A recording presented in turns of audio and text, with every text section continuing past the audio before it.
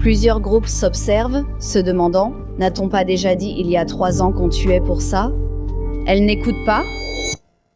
Avant qu'un chercheur en propulsion de Huntsville, Alabama, ne commence à parler publiquement de la technologie antigravité et des limites de la physique moderne. Avant que des extraits de ces interviews ne circulent sur les forums OVNI, Reddit et les coins conspirationnistes de YouTube, où les spectateurs pensaient qu'elle travaillait sur des idées trop dangereuses pour être discutées publiquement.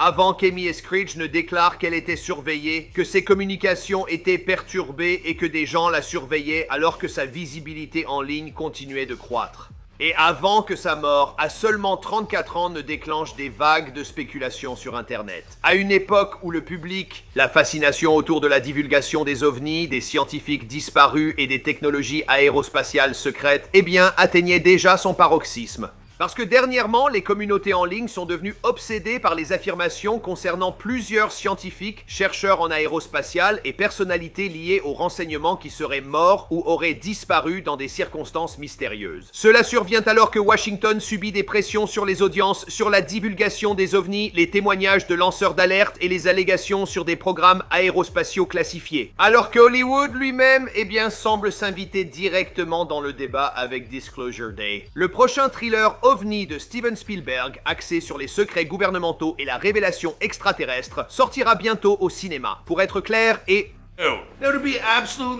Pour me couvrir légalement, il n'y a aucune preuve publique reliant la mort d'Amy Eskridge. Public evidence connecting Amy Eskridge à une quelconque conspiration plus vaste, et les autorités ont officiellement conclu à un suicide. Mais en raison du sujet qu'elle abordait publiquement, de ses craintes exprimées avant sa mort et du moment en pleine période d'obsession pour les ovnis sur Internet, beaucoup poussent les autorités à poursuivre l'enquête, ce qu'elles ont confirmé. Amy Eskridge était-elle une brillante chercheuse indépendante sous forte pression? Nous en parlerons dans cette vidéo. Je suis Michael McCrudden. Ceci est une vidéo Before They Were Gone. Malheureusement, entrons dans le vif du sujet. Amy Eskridge est née le 9 janvier 1988 à Huntsville, en Alabama, une ville tellement liée à l'ingénierie aérospatiale et à la recherche militaire qu'elle a reçu le surnom de Rocket City bien avant qu'Amy ne commence à parler d'antigravité. Et c'est parce qu'elle a grandi dans un environnement où les conversations sur la science, l'ingénierie et la technologie expérimentale faisaient déjà partie de sa vie quotidienne. Huntsville avait été façonné pendant des décennies par les opérations de la NASA, les sous-traitants de la défense et le développement aérospatial, ce qui signifiait que de nombreuses familles locales étaient directement liées à des industries hautement techniques, et la famille d'Amy n'y faisait pas exception. L'une des plus grandes influences sur sa vision du monde dès son plus jeune âge fut son père, Richard Eskridge, un ingénieur de la NASA à la retraite dont la carrière a exposé Amy au monde de la technologie aérospatiale dès son plus jeune âge. Rien n'indique que son père partageait ou approuvait les théories non conventionnelles qu'Amy a ensuite explorées publiquement.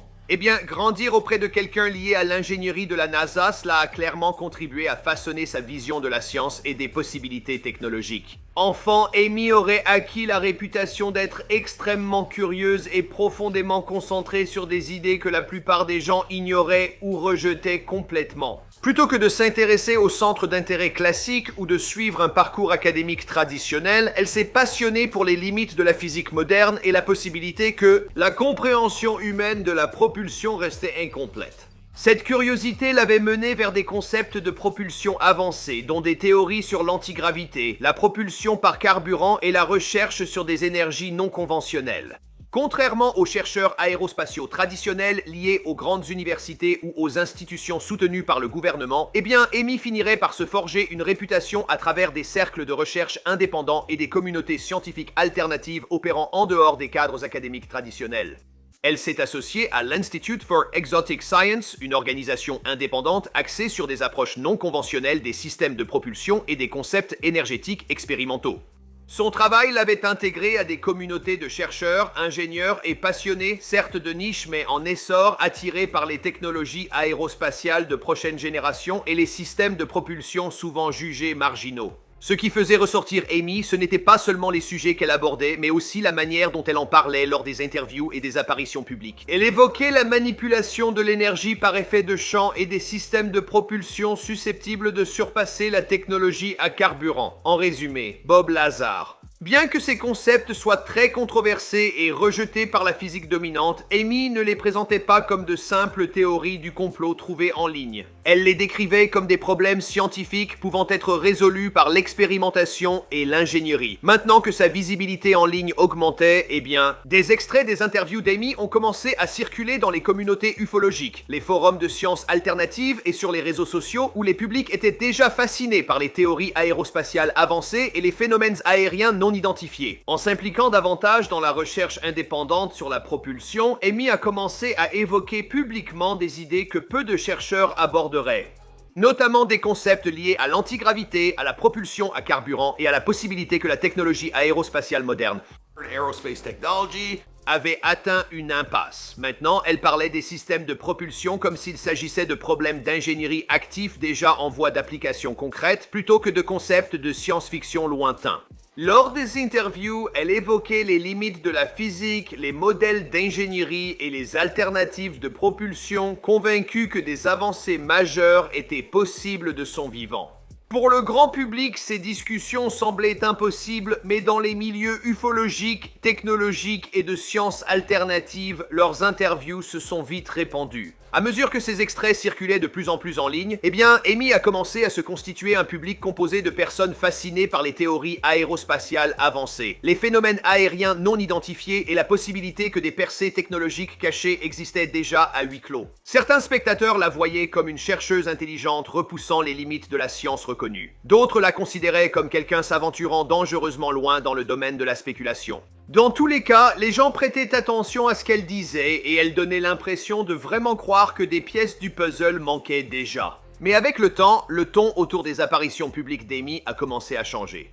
Selon des interviews et déclarations en ligne, Amy a exprimé des inquiétudes d'être surveillée et que ses communications étaient perturbées.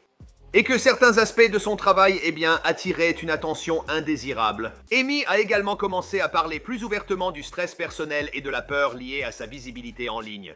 Pour certains abonnés, ces déclarations ressemblaient à la paranoïa compréhensible de quelqu'un submergé par l'attention sur Internet ou à l'épuisement émotionnel d'une personne évoluant dans des domaines de recherche controversés. Mais l'histoire a peu à peu cessé de concerner uniquement la propulsion et la physique expérimentale. Elle s'est entremêlée à des questions de surveillance, de secret, de santé mentale et à des spéculations en ligne sur le fait de savoir si Amy elle-même était réellement en danger. Maintenant, juste avant sa mort, les messages et communications attribués à Amy étaient décrits par des membres de communautés en ligne comme ayant un ton de plus en plus inquiet, avec des références au stress, à la peur et à l'inquiétude concernant sa situation générale. Les enquêteurs officiels ont ensuite conclu à un suicide, mais l'intrigue en ligne a conduit à un examen plus approfondi de son prétendu suicide. Le 11 juin 2022, Amy est décédée à l'âge de seulement 34 ans. La nouvelle de sa mort s'est d'abord discrètement répandue dans de petites communautés en ligne liées à la recherche sur la propulsion, aux ovnis et aux forums de sciences alternatives.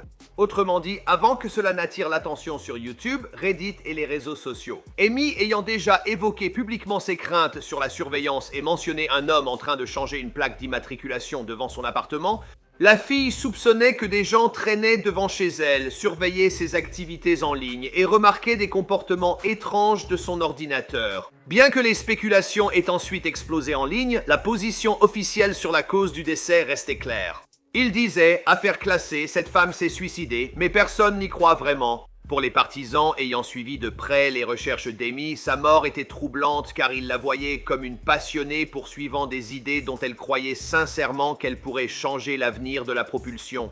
D'autres ont soutenu que l'attention croissante en ligne, la pression, l'isolement et le stress émotionnel auraient pu la pousser à mettre fin à ses jours. Comme vous l'avez peut-être vu dans l'actualité, il y a au moins une douzaine de scientifiques liés à ces domaines de l'aérospatial, de la technologie de propulsion, des employés de la NASA anciens, qui ont tous mystérieusement disparu ou se sont donné la mort.